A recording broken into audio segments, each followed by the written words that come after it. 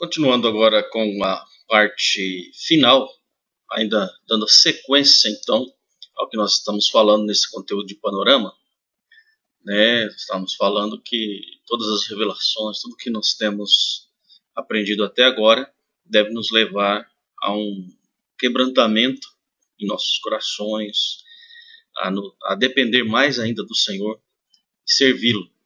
Estamos agora para a parte final, indo para a parte final, né?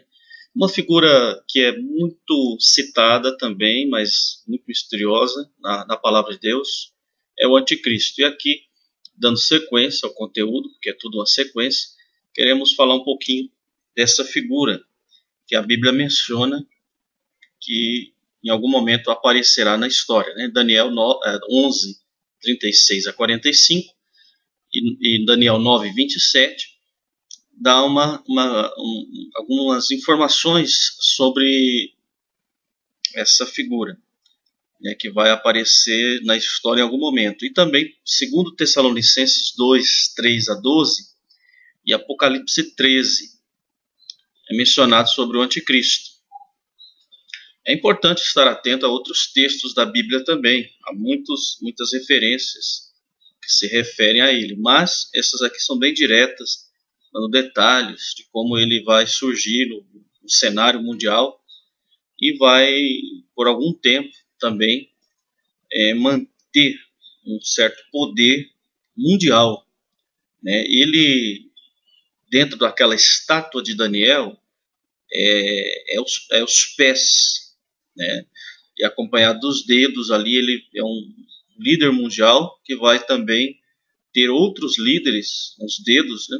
Os 10 líderes, que vai estar comandando durante o período da tribulação este mundo, os primeiros 3 anos e meio, como nós já falamos, com uma certa falsidade, né? O cavalo branco com o arco na mão, um homem, né, sentado com o arco na mão, não o cavalo, mas o homem com o arco na mão, e dando a ideia de vitória diplomática na lábia.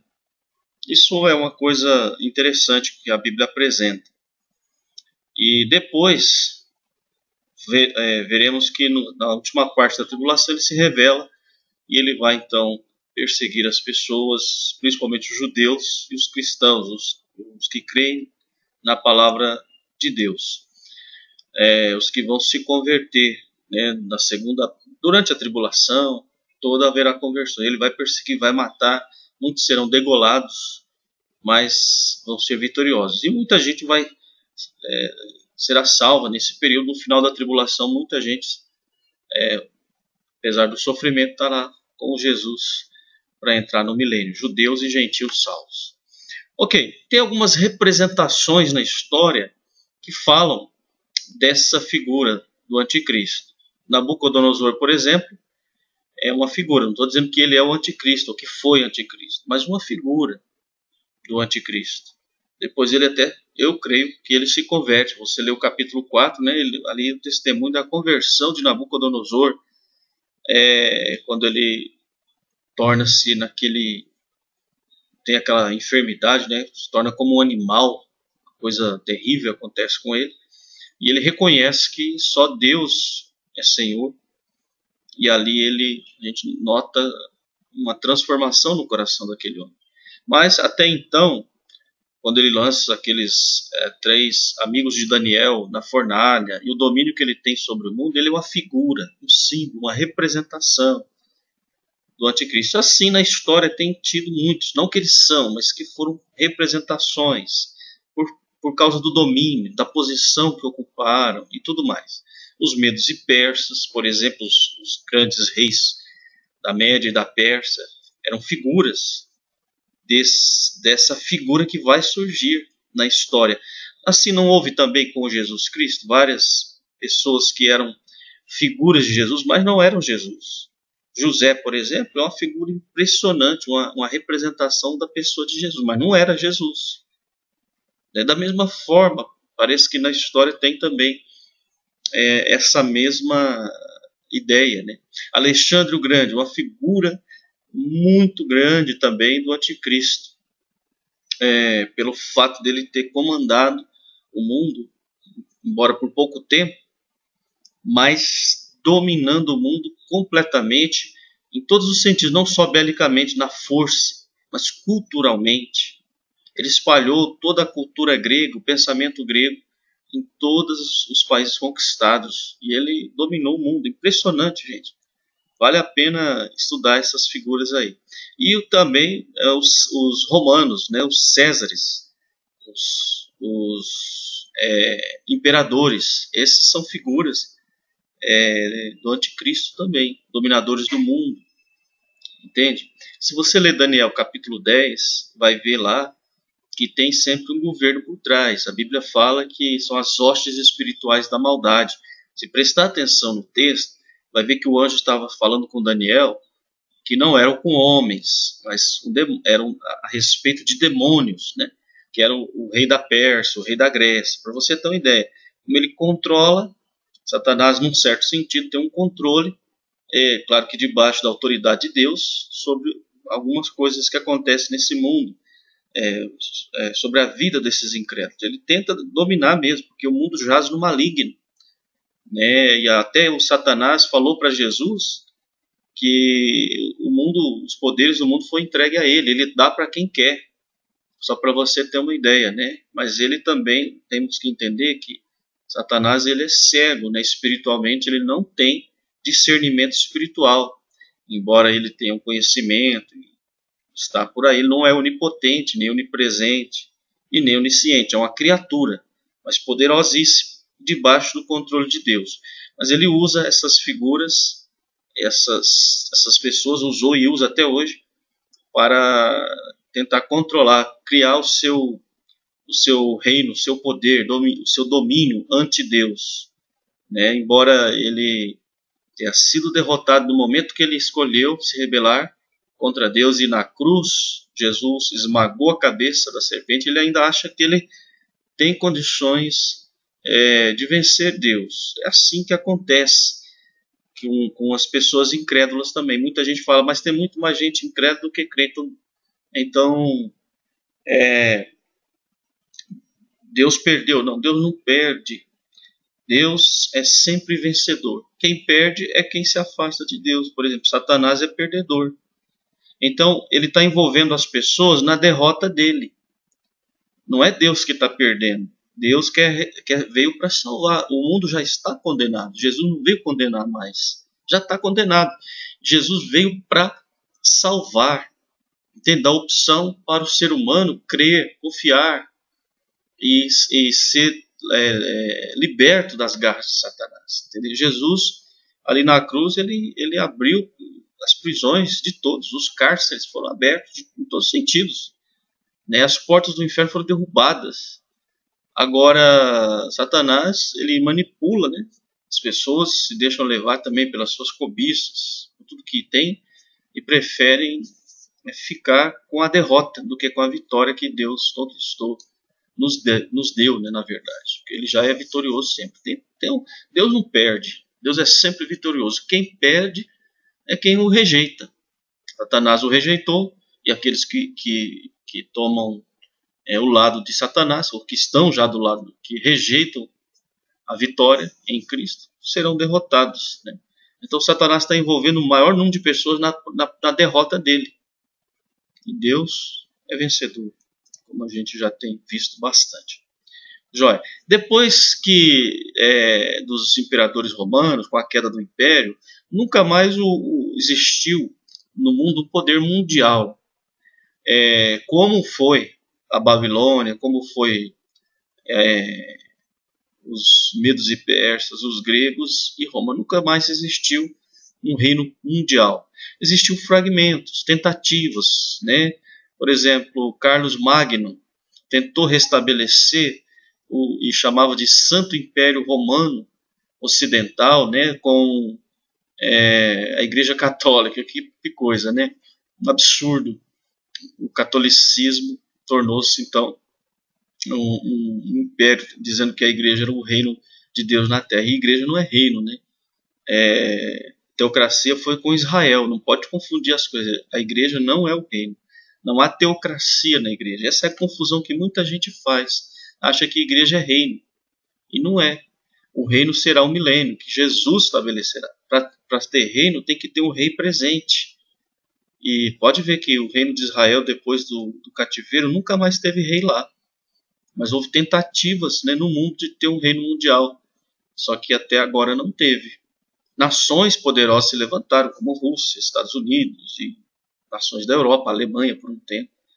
Mas nenhum conquistou o mundo como foi daquele período, né? De Carlos Magno a Hitler, até hoje, né? Você vê aí Napoleão, você vê Bismarck, Hitler e outros da história que tentaram, mas não conseguiram.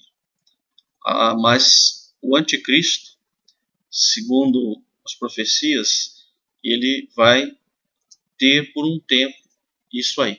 Bom, até o momento, né, nós já falamos um pouquinho da unificação da Europa, e se você pesquisar aí mais atenção sobre essa área, você vai ver isso também, unificação europeia.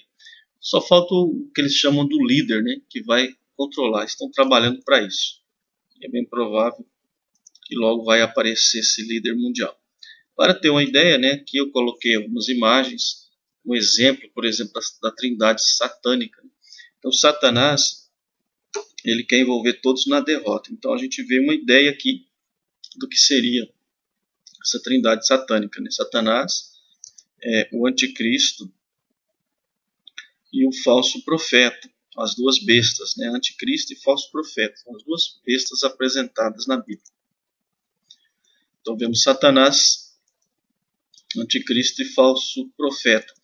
E a ideia qual que é?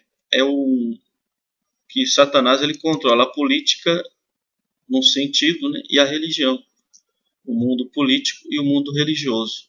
Se você prestar bem atenção, vai ver, né, os políticos e os religiosos, eles estão debaixo de um poder, de uma força que nem eles compreendem. Não sabem por que fazem o que fazem. Estão sendo conduzidos, né, são cegos mesmo.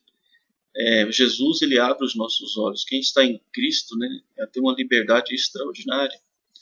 E a política e a religião são aliados no sentido de Satanás, mas sem saber, porque são escravizados, estão presos nos laços de Satanás. Esse mundo jaz no maligno. E o clímax desse domínio de Satanás será na tribulação, onde formará a trindade também satânica, Satanás, política e religião. Eu coloco alguns líderes políticos, já coloquei o presidente Lula com o Papa Bento XVI. Estou dizendo que o Lula é o anticristo, ou que o Papa é a besta, nada disso. Estou dando um exemplo. É só um exemplo de que, já coloquei o Barack Obama e outros líderes religiosos também, do que pode acontecer, do que talvez acontecerá na tribulação. Né? Satanás, política e religião. Isso é só uma ideia para que haja assim, um entendimento do que Deus quer nos mostrar, porque de fato é isso que vai acontecer. E a Bíblia fala também da mulher prostituta, né, de Apocalipse 17, que senta em cima da besta romana de 10 chifres. Ela simboliza uma religião mundial, que também é um estado, né, sentado em cima da Europa. Então, a mulher montada na besta, que é a figura também é uma representação da religião ecumênica mundial, sem Cristo. Olha só, a igreja é a noiva de Jesus. Satanás, ele quis também ter uma igreja, porém uma meretriz. Jesus tem uma noiva pura. Satanás é uma meretriz, né, embriagada do sangue dos santos.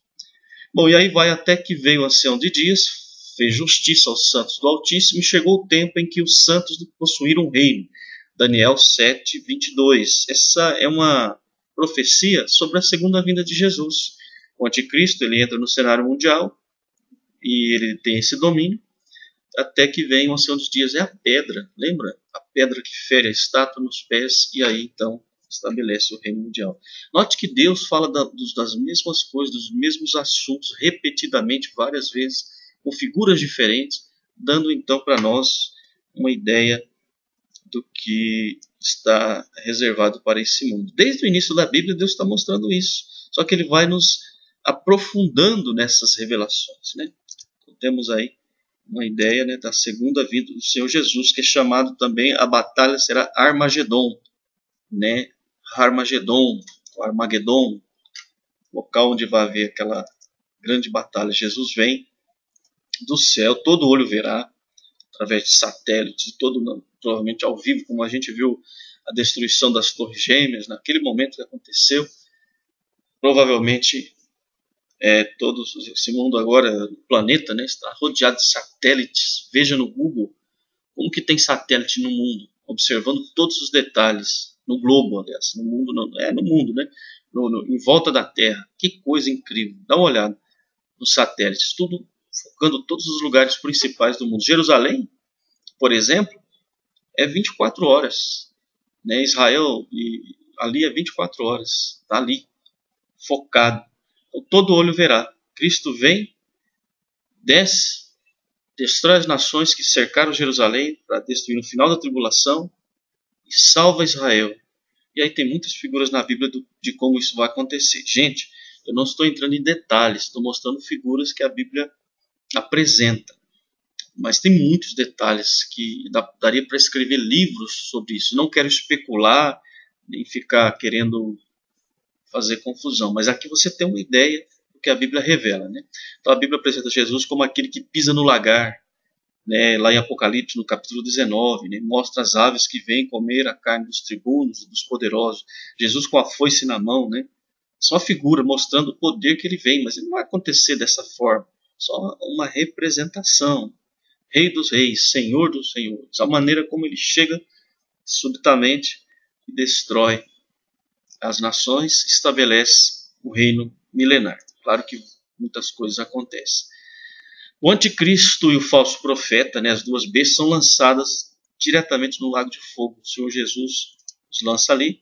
E Satanás, o dragão, é preso no abismo e é fechado. Um anjo vem e o fecha ali. Ok, então essa parte termina também o poder do anticristo, o domínio do anticristo, e aí vai iniciar o milênio. Okay? Finalizando agora mais uma parte de gráficos, vamos passar por um momento que a gente chama de escatologia básica. Até agora, porque nós estamos trabalhando assim, do geral para o particular, dando visões gerais e sempre ampliando mais a nossa visão nessa área. São esboços, não dá para entrar em todos os detalhes, mas nós teremos matérias que ainda vão apresentar detalhes, né? Então, escatologia básica pré-milenista. Então, tem o arrebatamento da igreja, logo em seguida começa a tribulação, que você já sabe, são 7 anos, 3 anos e meio, 3 anos e meio, e aí vem o que? A segunda vinda, que é o que nós tratamos até agora. E em seguida o reino milenar. Após isso, a eternidade. Isso está revelado na Bíblia, em vários textos, de várias maneiras. Se prestar atenção, vai ver. Não precisa fazer confusão. E aí a eternidade, né? A Bíblia fala de novos céus, nova terra, nova Jerusalém. E ali veremos coisas maravilhosas que Deus tem para nós. Então, até aqui vimos uma linguagem gentílica, ou seja, a estátua de Daniel, os animais mitológicos, né, a figura do anticristo, tudo aquilo é uma representação do mundo gentílico, dos poderes gentílicos dominando o mundo. O que veremos agora é uma linguagem judaica. Nós estamos ainda no livro de Daniel. Daniel capítulo 9. Então, vamos lá. São as 70 semanas de Daniel que nós vamos estudar agora. Para agora facilitar um pouco mais o nosso entendimento. Você deve estar acompanhando aí com o seu esboço. Vai ter algumas anotações para fazer agora, né? Além do que você já tem. A estátua e os animais são profecias para os gentios, ou seja, as nações. As 70 semanas são as profecias para Israel, profecias para o reino. No capítulo 8, os gentios rejeitam o Messias. Lembra? Estava no mundo, o mundo foi feito por ele, o mundo não conheceu. No capítulo 9, são os judeus que rejeitam o Messias. Veio para o que era seu, e os seus não o receberam. São os que rejeitam. Então vamos tirar algumas lições do capítulo 9, começando com a vida do próprio profeta Daniel. Daniel era um homem que lia a Bíblia, um servo de Deus muito especial, né? Todos na Bíblia a gente vê características especiais. Daniel é uma figura muito especial. Ele observava os tempos, uma coisa muito interessante, estava atento à história. Porque, gente, a história, a gente tem que estar atento ao que está acontecendo à nossa volta. A gente aprende muito com a história. Então ele viu que a cabeça da estátua caiu, que já está debaixo do Império Medo-Persa, no capítulo 9. E ele estudava a palavra de Deus literalmente. Ele via exatamente como estava escrito lá, né? Conforme Jeremias havia profetizado, eles ficariam 70 anos e depois voltariam. E foi exatamente isso que aconteceu. Né? A leitura bíblica e oração de Daniel você encontra no capítulo 9, de 1 a 3. Mas todo o capítulo 9 é a oração e a resposta de Deus através do mensageiro, do anjo, né, que vem. Então, em Jeremias 25, 11 a 12, diz assim: toda esta terra servirá, aliás, e toda esta terra virá a ser um deserto e um espanto, e estas nações servirão o rei da Babilônia 70 anos. Acontecerá, porém, que quando se cumprirem os 70 anos, visitarei o rei da Babilônia, e esta nação, diz o Senhor, castigando a sua iniquidade, e da terra dos caldeus farei delas ruínas perpétuas. Olha que coisa, isso se cumpriu literalmente. Então vamos ver que Daniel, ele olhou isso e buscou a Deus em oração. As 70 semanas de Daniel. Leia o capítulo 9 completo, 9 de 1 a 27. E depois você lê também Gênesis 29, 27 e 28. Por quê? Porque ele está falando de semanas ali. Quando Jacó ele fugiu lá para Harã, e ele conheceu a Raquel, ele desejou casar com a Raquel. Mas ele não casou com a Raquel já na primeira, foi com a Lia, foi enganado. Né? E o sogro dele, o Labão, disse para ele: então você cumpre a semana desta, pelo tempo que mais 7 anos me servirá, e aí te daremos aquela também, que seria no caso a Raquel. Cumprir a semana de Lia e daria a Raquel. Ele já tinha trabalhado 7 anos. Então, semanas, dentro da cultura judaica, era uma forma de contar. Não que eles também não contam semana de 7 dias, mas também era uma maneira de contar já na cultura deles. E Deus usa a cultura judaica para ensinar as mesmas coisas que ele vem ensinando até agora. O que vai acontecer com o povo de Israel até a segunda vinda de Jesus. O que vai acontecer com os gentios até a segunda vinda, nós vemos em Daniel, do capítulo 2 ao capítulo 8. O que vai acontecer com os judeus da segunda vinda, do cativeiro até a segunda vinda de Jesus, está em capítulo 9 ao capítulo 12. Então o livro de Daniel está divididinho assim. Vou entrar em detalhes no livro, mas você entende aí. Para os gentios, Deus fala numa linguagem gentílica, ou gentia. Para os judeus, ele fala numa linguagem judaica. Por isso, semanas. Em Levítico 25:8 fala de semanas, né? Também. 7 semanas eram para eles trabalhar e terem as coisas. E o ano do jubileu, que era o ano de número 50, né? Era para perdoar todas as dívidas e todos tinham que devolver a terra a quem de fato pertencia, assim por demais. Leia Levítico 25:8 e você vê. Né? 7 vezes 7, 49. Semanas é da cultura judaica. Você vai entender bem isso aí, não tem como confundir. É muito importante entender também como é que funciona o tempo bíblico. Leia Gênesis 7:11 e compare com 8:4. Logo você vai ver ali 150 dias, que são 5 meses, né? 5 meses de 30 dias, é o dilúvio. Compare também Gênesis 7:24, mais 150 dias, é a mesma coisa. E Gênesis 8:3 está falando de 150 dias também. 150 dias são 5 meses de 30 dias cada. O ano bíblico é de 360 dias. São meses de 30 dias. Preste bem atenção. E Apocalipse 12:6 apresenta 1260 dias. Apocalipse 13:5, 42 meses. Olha como que Deus ele dá para nós esses detalhes assim de um modo muito claro, né, para não ter confusão. Olha, 42 meses vezes 30 dias é igual a 1.260 dias. 1.260 dias são 3 anos e meio. Um ano bíblico é 360 dias, meses de 30 dias. Preste bem atenção. 360 mais 360 mais 360 mais 180. 1.260 dias. Quando olhamos no livro do Apocalipse, você olha lá, você vê lá claramente ele dando esses 42 meses, esses 1.260 dias, os 3 anos e meio. Você não vai ter confusão, não. E 3 anos e meio, 3 anos e meio, 1.260 dias. Né?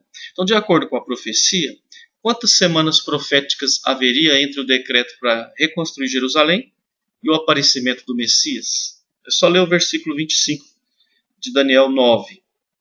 Está falando 7 semanas mais 62 semanas. Ok? 69 semanas.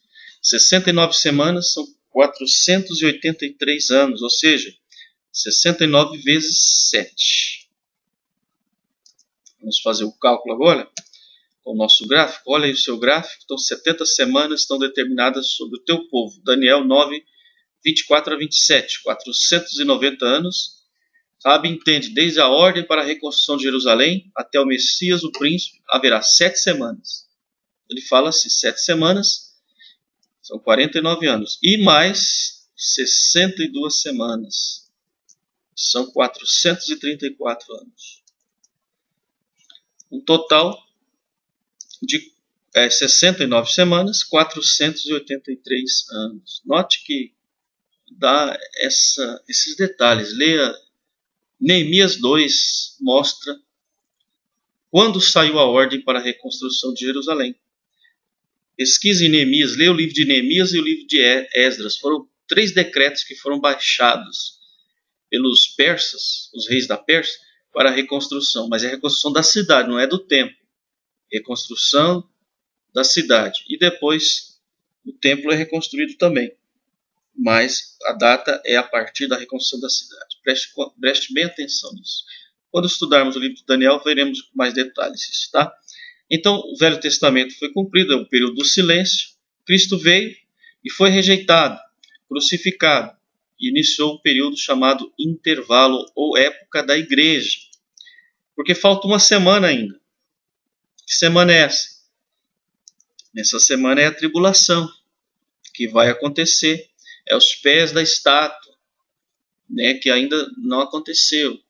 Os pés da estátua do capítulo 2. Veja que todas as profecias se encaixam. Mesmo falando de culturas diferentes, não há como confundir. Todas elas se encaixam. E a igreja, como sempre é um mistério, está num período chamado intervalo profético. Que é muito importante entender isso também, né? Só que a igreja vai ser tirada.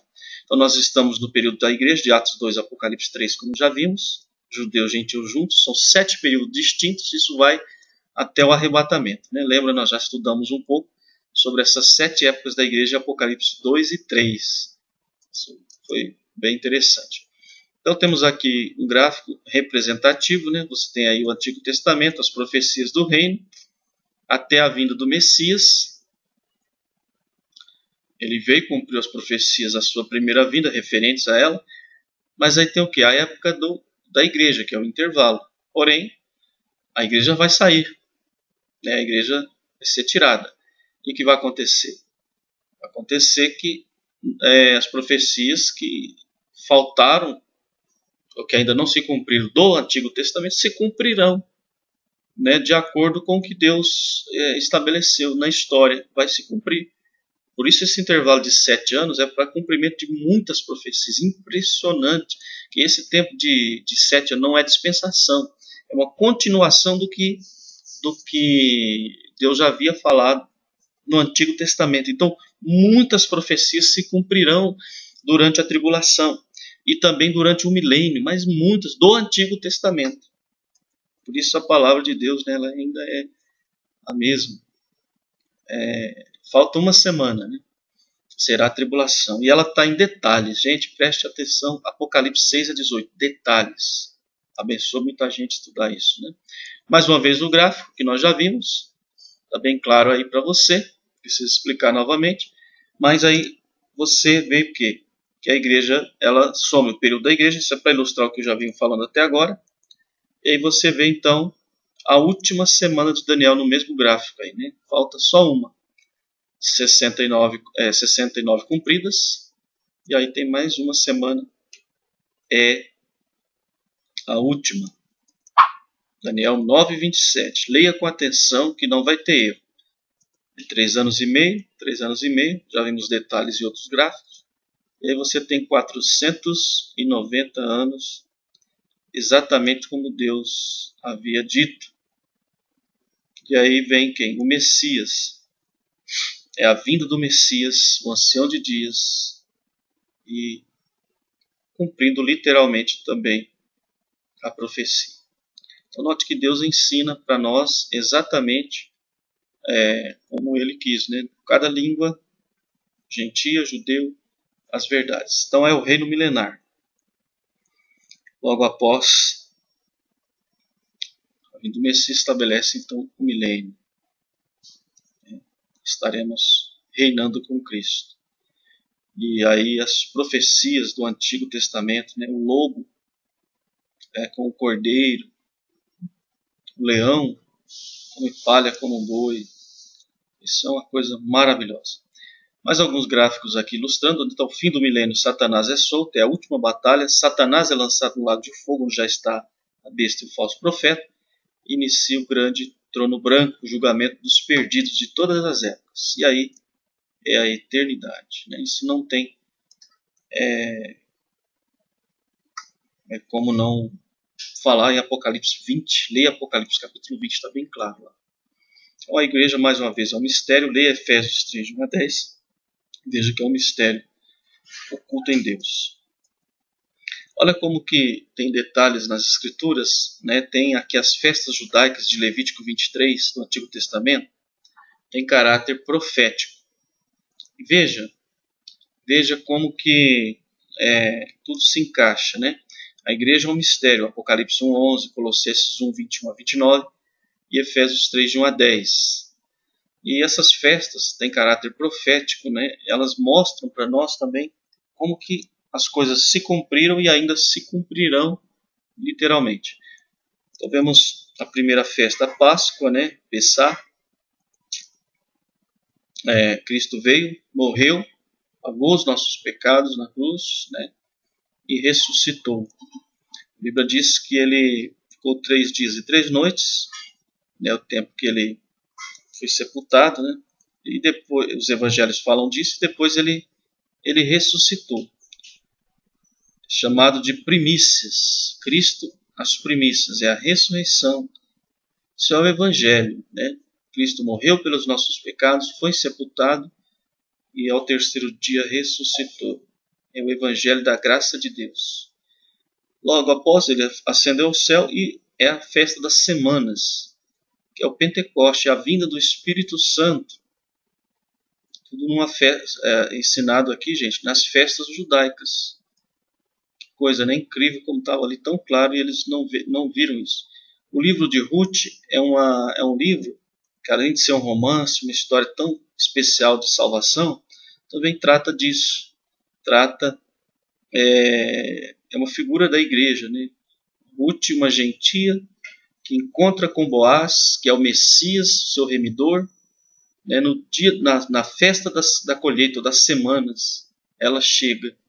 E é exatamente isso que acontece, é o período da igreja, de Atos 2 até Apocalipse 3, a história da igreja. O tempo, né, indeterminado, só Deus sabe, mas a qualquer momento pode acontecer o arrebatamento, que é outra festa chamada Festa das Trombetas, quando era tocada as trombetas, né, para fazer ajuntamento no arraial.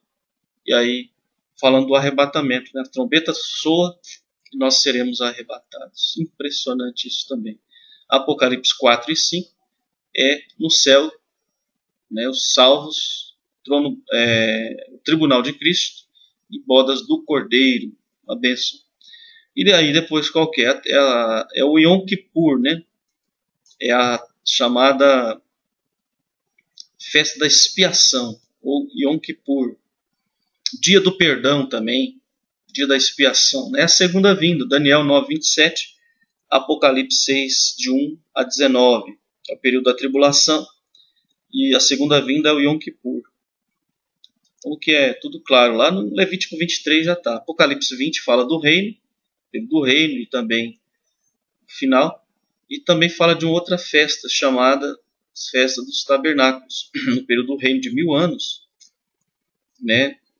É a festa dos tabernáculos, onde o rei habitará ali junto com o povo.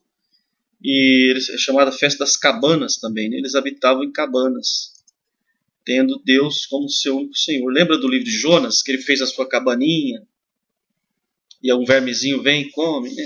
Ele estava revoltado com a situação, mas na verdade ele estava cumprindo ali uma profecia, e estava intercedendo sem perceber pelo povo de Nínive. A gente tem que tomar muito cuidado como a gente reage, porque sempre vamos estar cumprindo o plano de Deus. Tudo que a gente faz, né, acabará redundando para a glória de Deus. E o que Jonas estava fazendo, na verdade, ali, era o que Israel vai fazer durante o milênio, né? Interceder pelas nações.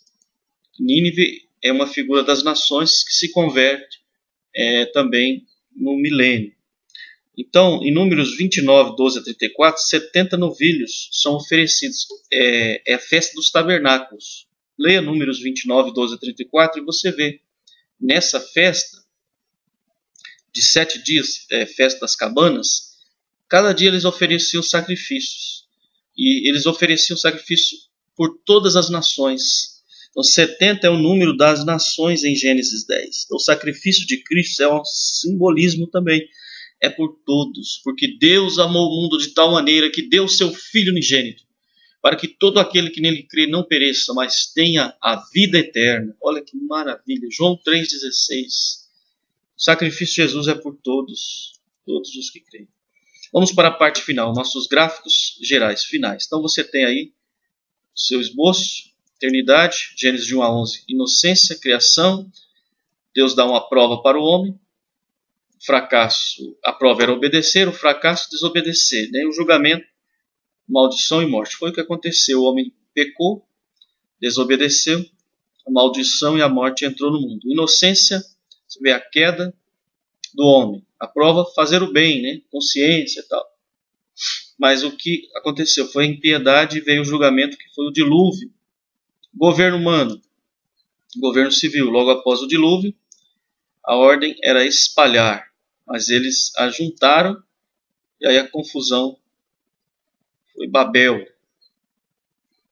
Depois, Gênesis 12, Atos 2, vemos a promessa feita a Abraão, a prova é fé, crer, né? Fracasso, não crer. E o julgamento é perecer. Deus vem ensinando o povo a ter fé desde o começo. Porque a fé vem de Deus, não é de nós. A fé verdadeira não há em nós fé. A fé vem de Deus, é um dom de Deus. A fé vem pelo ouvir e ouvir da palavra de Deus. Moisés, observar, né? A lei tinha que observar, aqui mostrando que o homem é incapaz, a lei só serve como espelho. Fracasso, quebrar, quebrou mesmo. E aí, dispersão. Israel foi disperso pelo mundo todo. E aí vemos Atos 2, Apocalipse 3, a graça, a igreja, né? Período da igreja. Doutrina pura é a prova. Cristo, né? Falar de Jesus, somente Jesus. Mas o que acontece? Apostasia. Rejeitam Jesus, se voltam para a religião, tudo que é coisas deste mundo. Humanismo. E aí não tem, perdição mesmo. Acontece o arrebatamento, os que creem em Cristo somente são tirados. E aí vai ser a última dispensação, milênio. Apocalipse 20 a 22.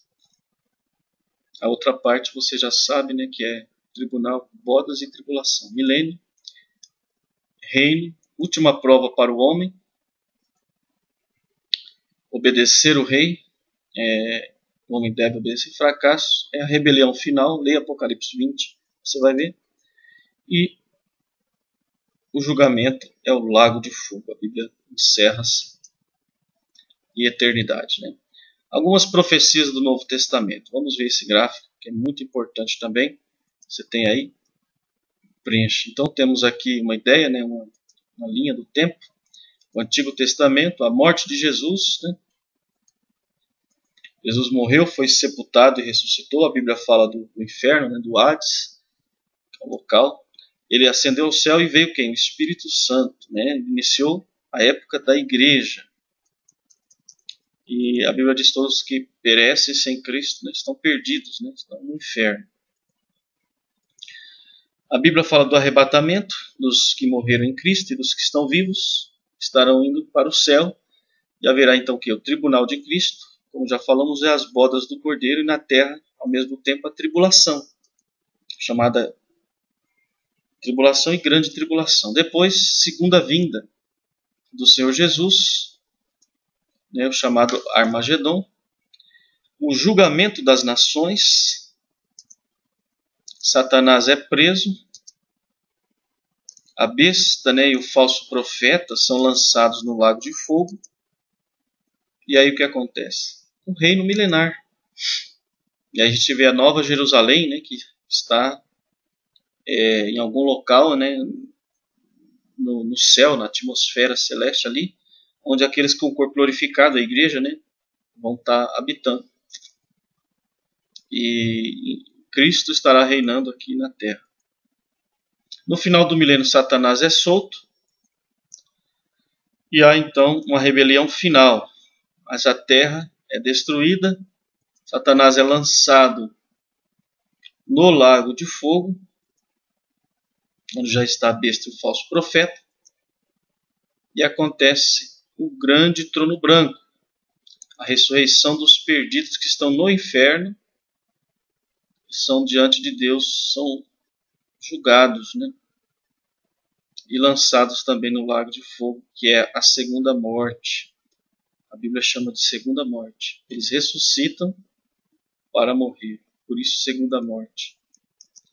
E aí o inferno também é lançado no lago de fogo, o próprio inferno. E a morte é lançada no lago de fogo. E a Bíblia diz que novos céus, Deus faz novos céus e nova terra.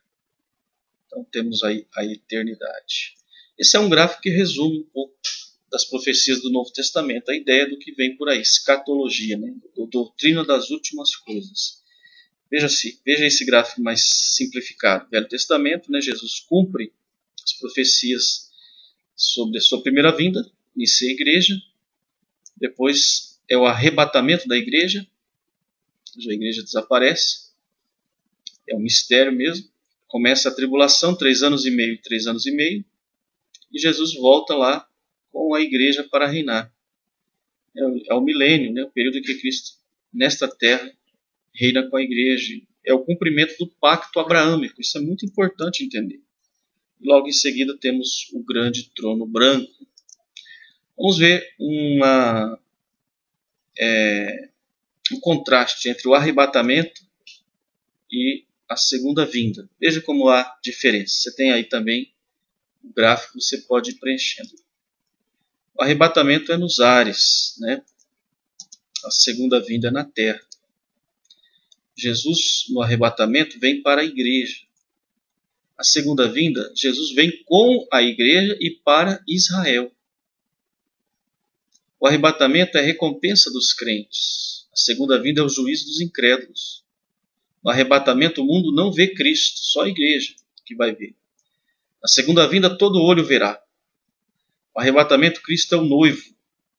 A segunda vinda, Cristo, o juiz e rei. O arrebatamento, a igreja é removida. A segunda vinda, a igreja volta com Jesus. No arrebatamento é antes da tribulação. A segunda vinda é no fim da tribulação. O arrebatamento, o anticristo, aliás, é revelado logo após o arrebatamento. Automaticamente. Na segunda vinda, o anticristo é destruído. Quando acontece o arrebatamento, a criação permanece como está. A tribulação, acontece tudo, né, como está. Na segunda vinda, a criação é modificada, né? os animais vão ter aquele instinto para comer carne, vão comer palha como boi. No livro de Isaías, capítulo 2 e capítulo 9, né, capítulo 11, apresenta essas verdades aí. O arrebatamento é iminente, a qualquer momento. E a segunda vinda, a partir, né, do começo da tribulação, tem sinais, que haverão sinais na terra até a vinda de Jesus. Sinais vistos mesmo, impressionantes, como a Bíblia dá detalhes sobre isso. Tem muito mais coisas, mas essas são algumas. Figuras da igreja de Israel no Velho Testamento. Então isso são figuras, representações que simbolizam, para você entender que desde o começo Deus está mostrando essas verdades para nós. Igreja, temos o mundo, tem Israel. Então Enoque é uma figura, né, da igreja, que é arrebatada. O dilúvio, as pessoas que morrem no dilúvio, figura desse mundo que vai perecer. Israel, né, Noé é uma figura de Israel. Ele nem era judeu, mas uma figura, representação, que permanece. A igreja arrebatada, figura em Enoque. O mundo passa pelo dilúvio e perece. E Noé permanece, figura de Israel. Ló, uma figura também da igreja. O mundo, né, vemos aí Sodoma.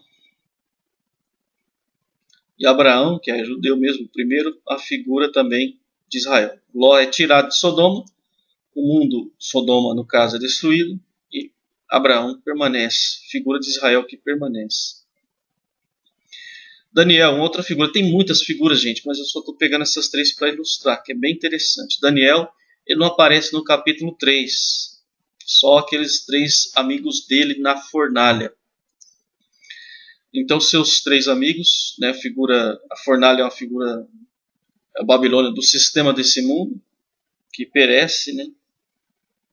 E Daniel, então, fica ali. Misael, Ananias e Azarias é figura de Israel que permanece. Daniel não aparece. A fornalha ali, eles estão na fornalha, mas Deus está com eles na tribulação ali na fornalha.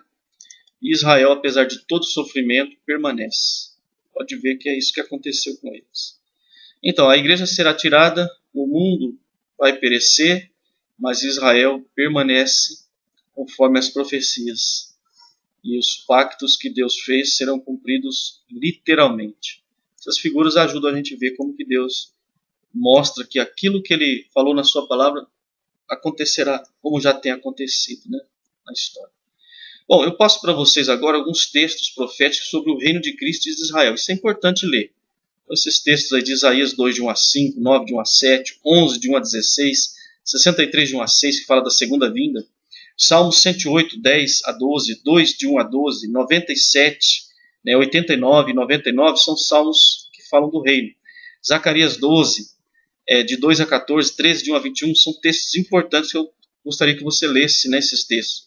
E Joel 3, de 1 a 21. E tem outros textos, mas esses aqui são muito importantes que falam do reino. Vai casar com essas profecias que você tem visto aí. Não estou falando que é seletivo, não. Você pode olhar outros textos, pesquisar em outros livros, que eu já dei bibliografia e pesquisas, mas esses mostram dessa forma, né? Bom, temos aí uma figura da Nova Jerusalém. Você tem aí as chamadas portas de pérola, uma coisa maravilhosa, né? É uma figura também do sacrifício de Jesus, né? Pérolas, elas são produzidas no ventre da ostra, e ela começa com muito sofrimento. Quanto maior o sofrimento da ostra, maior a pérola. Então, imagina uma pérola do tamanho de uma porta, né? É sofrer demais. Então, quando a gente entrar no céu e ver essa pérola enorme, elas vão estar falando que para nós entrarmos lá, alguém precisou sofrer muito. Jesus sofreu muito para que pudéssemos ter vida eterna. A salvação é graça, é amor, é tudo na base da graça. Mas ele precisou sofrer muito. E por toda a eternidade nós estaremos celebrando o amor e a graça de Jesus por nós, pecadores miseráveis. E todo o sofrimento que ele teve foi por nós, em nosso favor. Que maravilha, né? E as ruas de ouro, né? E a cidade de ouro, como a Bíblia revela para nós, habitaremos para sempre. E finalizando o último gráfico, que eu gostaria que você preenchesse, né? Que é do panorama geral. Espero que você tenha aproveitado até agora. Visão geral das Escrituras, 2 Timóteo 2,15. Temos aí, então, agora um plano, as 7 dispensações, as divisões, Gênesis de 1 a 11, 12 1 Atos 2, Atos 2 a 3, 22, Apocalipse 4 e 5, 6 a 18 e 19 a 22. Eu fiz essa divisão para ajudar. Não é um dogma e nem é uma coisa fechada, só para ter uma ideia de chamado pedagogia, né? Para a gente entender e encaixar tantas informações de um modo mais simplificado, para que a gente possa ter assim, uma base boa da palavra, sem confusão, sem analfabetismo bíblico. Né? Vimos que Deus tratou com o mundo de uma forma geral, não havia ainda Israel na igreja, nas 3 primeiras dispensações, inocência, consciência, governo humano, e a promessa do Messias, né? Gênesis 3,15. Lembra? Deus prometeu que ele viria da raça humana, da nação de Israel, tribo de Judá, casa de Davi, viria da cidade de Belém, de uma virgem, e veio mesmo. Coisa maravilhosa. Deus tratou depois com a nação de Israel, uma nação específica, né? Não que esqueceu o mundo, mas preparando para a salvação do mundo, né? Para que a bênção de Abraão chegasse a todos os gentios por meio de Jesus, uma bênção. Terra, semente e bênção, como vimos, a lei, para mostrar que nós somos pecadores, ela serve como espelho, não salva. Jesus veio, cumpriu a lei, e nele temos salvação eterna, justiça eterna, amor, graça, tudo que você vê de bom de Deus, da bondade maravilhosa de Deus, sem fim, né? Bondade de Deus, só tem bom mesmo. Deus trata com gentios e judeus juntos, é o período da igreja, né? O período da graça, falado como dispensação, né? Então, tempo da igreja. Está preenchendo o gráfico aí para que você fique mais entendido dessa divisão. Arrebatamento, logo em seguida, a igreja é arrebatada, e a tribulação, como eu já mostrei. Jesus reinará na terra, Israel será a cabeça das nações, milênio. E aí você vê o que? O cumprimento do pacto abraâmico, literalmente no milênio. Então, Jesus se assentará, eles terão a terra, né? Jesus se assentará como semente, filho de Davi, e serão salvos. Tudo cumprido literalmente, conforme a profecia. Que vimos as alianças, que vimos todas aquelas profecias, de acordo com a verdade de Deus. Então, 1 Coríntios 10, 32, plano profético bíblico. Vimos judeus, agora a igreja, né? Gentios, judeus, gregos e gentios é a mesma coisa. E a igreja, são povos distintos, ou nações também para gentios. Né? Então, Jesus Cristo é o Rei de Israel, ele é o Senhor da igreja e é o juiz das nações. Jesus Cristo é apresentado assim em toda a Escritura. Rei de Israel, Senhor da igreja, juiz das nações. Então a divisão final que você tem aí, divide bem as Escrituras. Há na Bíblia então profecia para Israel, para as nações e para os salvos, né, a igreja. Desse período. Né? Visão geral das Escrituras, a partir do livro de Gênesis, vimos do 1 ao 11, essa divisão aí. Deus tratou com a igreja de uma maneira geral, não havia nem Israel nem igreja. Perdão, com o mundo de uma forma geral, não havia nem Israel nem igreja. Do 12 a Atos 2, tratou com Israel, a igreja não existia. 2, Apocalipse 3, Deus trata com a igreja, com todos. Né? 4 e 5, Tribunal de Cristo, as bodas do Cordeiro. E 6 a 18, Israel e o mundo, ou as nações. Né? Apocalipse. 19 a 22 será Israel, igreja e nações. Exatamente como vimos. Aí novos céus, nova terra, eternidade. Glória para Deus. E finalizando os nossos gráficos aqui mais uma vez, para te ajudar nesse entendimento, mais uma vez, de uma perspectiva diferente. Veja aí, as 3 primeiras dispensações no Velho Testamento, as outras 2, com Israel, até Cristo, o período da igreja agora, 6 dispensação, 7 épocas distintas, né? Apocalipse 4 e 5, tribunal de Cristo, bodas do Cordeiro. 6, você vê aí tribulação, né? A primeira e a segunda parte, que é bem claro. E a segunda vinda, fim da tribulação. 7 é o milênio, né? O reino, fim do milênio. O grande trono branco e a eternidade. Essa é uma visão geral, com muitos detalhes, né? Então espero que você tenha gostado desse conteúdo. Faça o teste final, sem olhar, de preferência, né? Não deve olhar no vídeo, mas faça o teste final e para ver o tanto que você conseguiu reter dessas informações, com certeza vão te ajudar aí no seu estudo da Palavra de Deus.